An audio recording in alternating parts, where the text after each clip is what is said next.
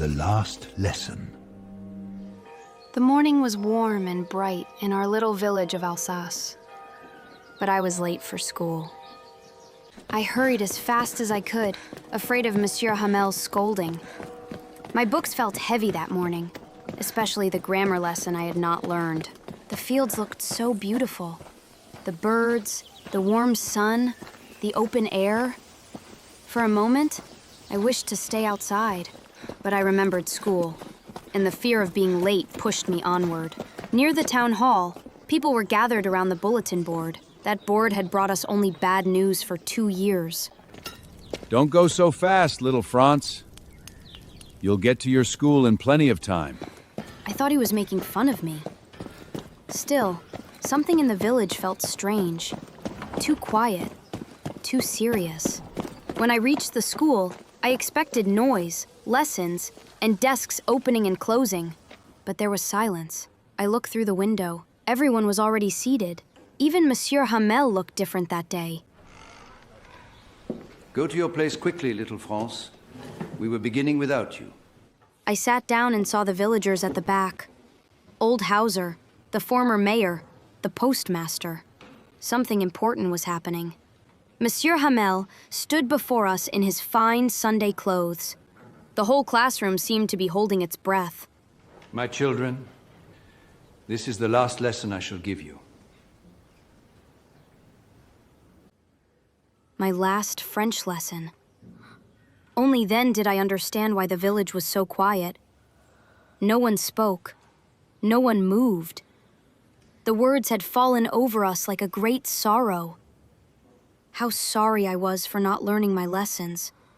My books, which had seemed so dull, now felt like old friends. I opened my grammar book with new eyes. Every page seemed precious now. I had wasted so much time, running in the fields, avoiding study, thinking there would always be another day. The old villagers had come to thank Monsieur Hamel for his 40 years of faithful service. They had come to honor the last French lesson. Old Hauser held his old primer in his hands. His face was full of regret and respect. It was not only I who had neglected learning. The whole village seemed to be asking forgiveness from the language we were losing. The French language is the clearest, the most clearest, beautiful language in the world. When a people are forslaved, as long as they hold fast to their language, it is as if they had the key to their prison. We have all a great deal to reproach ourselves with. Your parents were not anxious enough to have you learn. And I myself, I often sent you to water my flowers instead of making you study. I had never listened so carefully before. Every word Monsieur Hamel spoke seemed to enter my heart. The lesson went on quietly. For the first time, even grammar seemed beautiful to me. We wrote the words carefully, as if writing them could keep them alive. The only sound was the scratching of pens on paper. It felt like the whole room was writing one final memory. The pigeons cooed softly on the roof. I wondered, would they make even the pigeons sing in German? Monsieur Hamel explained everything with such patience. It seemed he wanted to give us all he knew before going away. Alors, l'accord du participe passé avec l'ophiliote être, comment se fait-il? Je crois que le passé sujet. Exact. C'est la dernière chose que je peux vous apprendre. Français me. Je ne français. Yes, Monsieur Hamel. Then the room grew quieter again.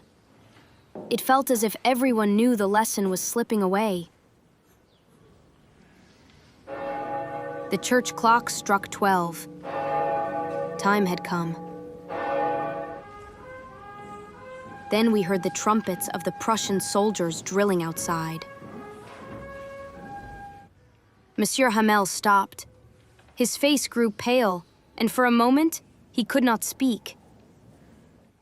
He looked around the classroom, the desks, the windows, the blackboard, all of us. It was his farewell to 40 years. For 40 years, he had taught in that same room. Now he had to leave it forever. He tried to speak, but his heart was too full. No one moved.